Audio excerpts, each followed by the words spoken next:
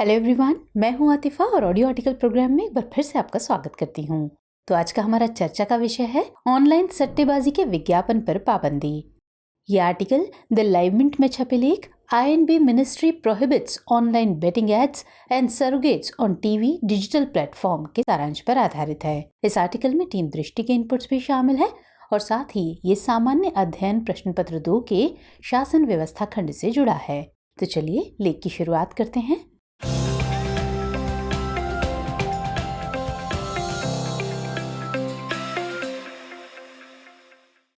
अक्सर इस्तेमाल होने वाला शब्द जुआ या सट्टा से अधिकतर लोग जरूर परिचित होंगे। ये वही शब्द है जिसका प्रयोग करने से भारतीय समाज का एक बड़ा तबका बचता है। कारण ये है कि इसे हमेशा से ही अनैतिक माना जाता रहा है। वर्तमान भारत में भी आज तक इसे अपनाया नहीं गया है। इसे आज न केवल अनैतिक बल्कि गैर कानूनी दर्जा भी दे दिया गया है। हालांकि बदलते समय के साथ सट्टेबाजी ने भी अपना रूप बदला है। इसने भी नए नए तरीके अख्तियार किए हैं। तेजी से डिजिटल हो रही इस दुनिया में सट्टेबाजी ने भी अपने पैर फैला लिए हैं। मगर भारत सरकार डिजिटल सट्टेबाजी पर लगाम लगाने के लिए उसके ऑनलाइन विज्ञापन के सभी तरीकों पर पाबंदी लगाने की जद्दोजहद में लगी हुई है।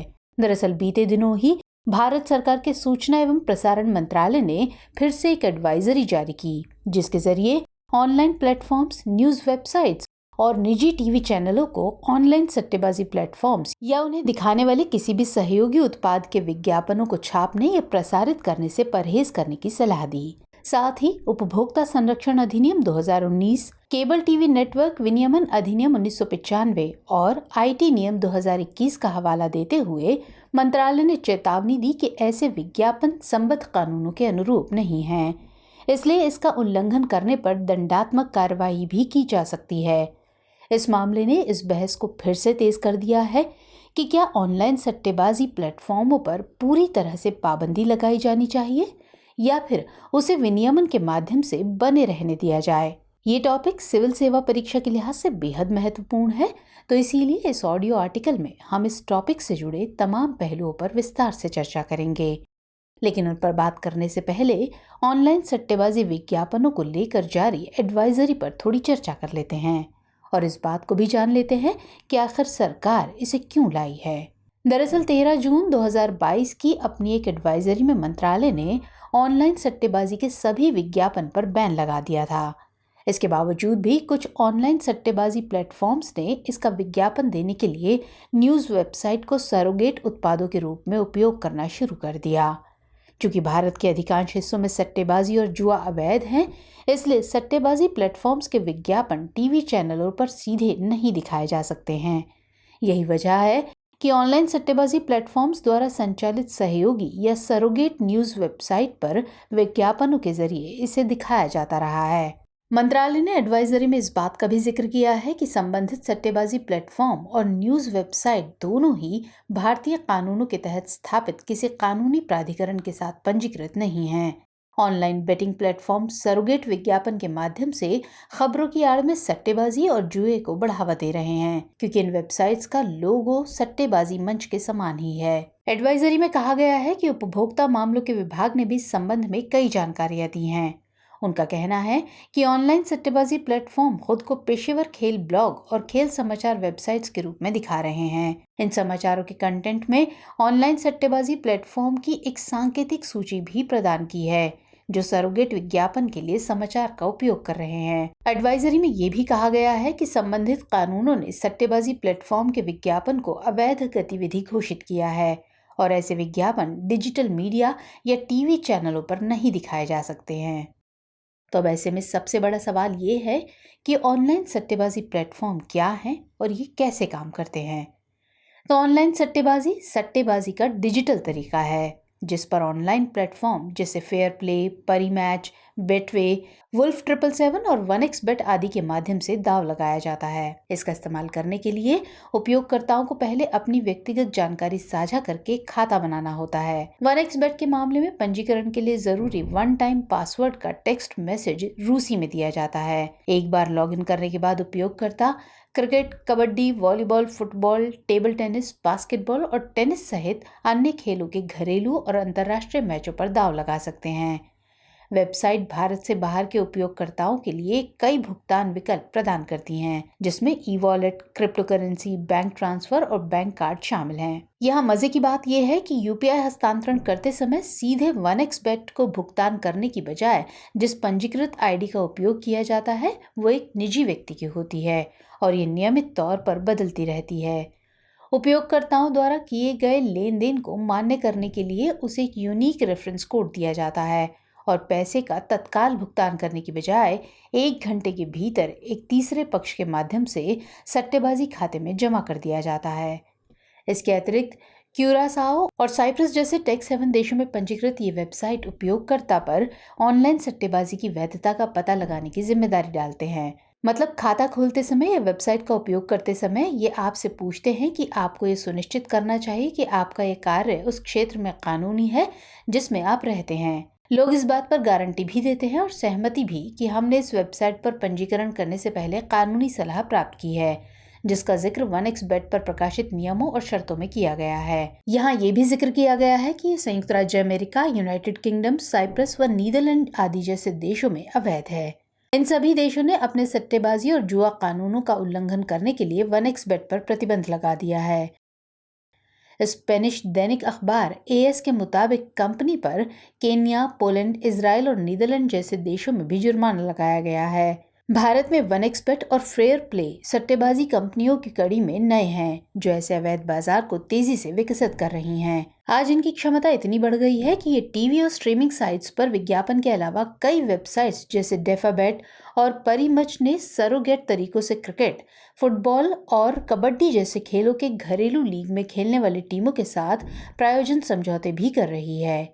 अब ऐसे में अगला सवाल है कि आखिर सरोगेट विज्ञापन क्या है? तो सरोगेट विज्ञापन अन्य वस्तुओं की आड़ में मूल उत्पाद के विज्ञापन को सूचित करता है। उदाहरण के लिए बात करें तो पान मसाला की आड़ में तंबाकू का विज्ञापन, क्योंकि कानून द्वारा तंबाकू का विज्ञापन प्रतिबंधित है, जबकि मौजूदा कानून जैसे सिगरेट और अन्य तंबाकू उत्पाद विज्ञापन का निषेध और व्यापार और वाणिज्य, उत्पादन, आपूर्ति और वितरण का नियमन अधिनियम 2003 पहले से ही तंबाकू से संबंधित विज्ञापनों को नियंत्रित करने का प्रयास करता है। मगर सरोगेट विज्ञापन द्वारा बनाए गए ग्रे क्षेत्र के माध्यम से निर्माता और विज्ञापन दाता इन विनियमों को दरकिनार करने में सक्षम रहे हैं। नई एडवाइजरी ये सुनिश्चित करने का प्रयास करती है कि ये ग्रे क्षेत्र भी कानून के काले अक्षर से भरे हुए हैं, जो कानून द्वारा प्रतिबंधित उन उत्पादों को विज्ञापित करने के किसी भी प्रयास को पूरी तरह से खारिज करते हैं। ऑनलाइन सट्टेबाजी की शुरुआत रूस से मानी जाती है। हालांकि बेटिंग वेबसाइट अमेरिका, ब्रिटेन और रूस सहित कई देशों में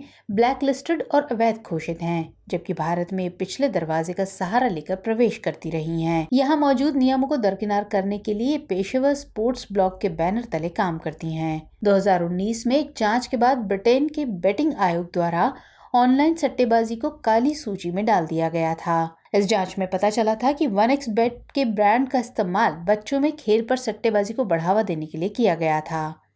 अब यहाँ ऐसे में सवाल है कि ऑनलाइन सट्टेबाजी बच्चों को कैसे टारगेट करती है? तो नई एडवाइजरी का सबसे महत्वपूर्ण मकसद बच्चों को लक्षित करने वाले इन विज्ञापनों पर रोक लगाना है। ऐसे विज्ञापन जो बच्चों के लिए खतरनाक हो सकते हैं या बच्चों की अनुभवहीनता, विश्वसनीयता या वफादारी की भावना आदि का लाभ उठाकर उन्हें प्रोत्साहित करने, प्रेरित करने या अनुचित रूप से अनुकरण करने वाले होते हैं, उन विज्ञापनों पर प्रतिबंध लगाया गया है। विज्ञापन बच्चों में ऑनलाइन सट्टेबाजी को बढ़ावा देकर उसके खरीदारी व्यवहार को प्रभावित करते हैं और उन्हें अस्वस्थकर उत्पादों का उपयोग करने के लिए प्रोत्साहित करते हैं।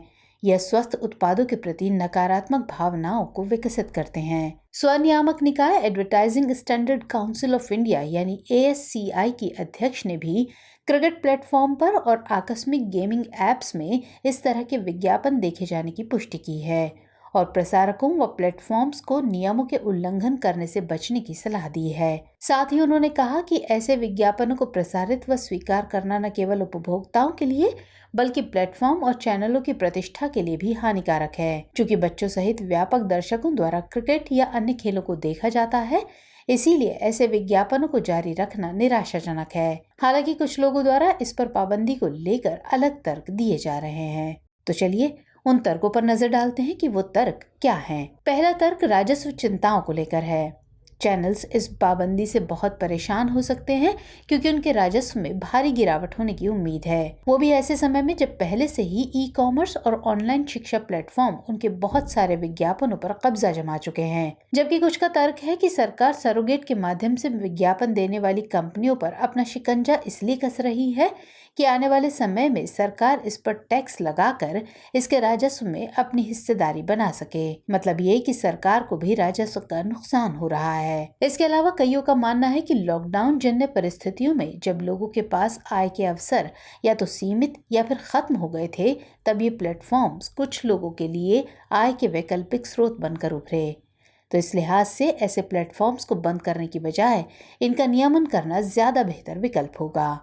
तो अब इन सब सवालों के बाद ये देखना जरूरी है कि ऐसे में आगे का समाधान क्या होना चाहिए। पूर्ण प्रतिबंध की बजाय किसी भी उद्योग को चेक और बैलेंस के साथ विनियमित करने पर विचार किया जा सकता है, जैसे मजबूत KYC और एंटी मनी लॉन्ड्रिंग प्रक्रियाएं, नाबालिगों को इसके एक्सेस तक पहुंचने से रोकना, उस धन व समय पर साप्ताहिक या मासिक सीमा तय करना जिस पर दाव लगाया जा सकता है, और नशे की लत न लगे इसके लिए काउंसलिंग जैसी गतिविधियों को अनुमति दी जा सकती है। अनिवार्य निगरानी के लिए केंद्रीय स्तर पर एक ऑनलाइन सट्टेबाजी प्राधिकरण बनाया जाना चाहिए जो ऑनलाइन सट्टेबाजी उद्योग के लिए जिम्मेदार हो। ये ऑनलाइन सट्टेबाजी के संचालन की निगरानी, सामाजिक मुद्दों पर रोक, अवसर के खेल का उपयुक्त वर्गीकरण, उपभोक्ता संरक्षण की देखरेख और अवैध व अपराध का मुकाबला करेगा।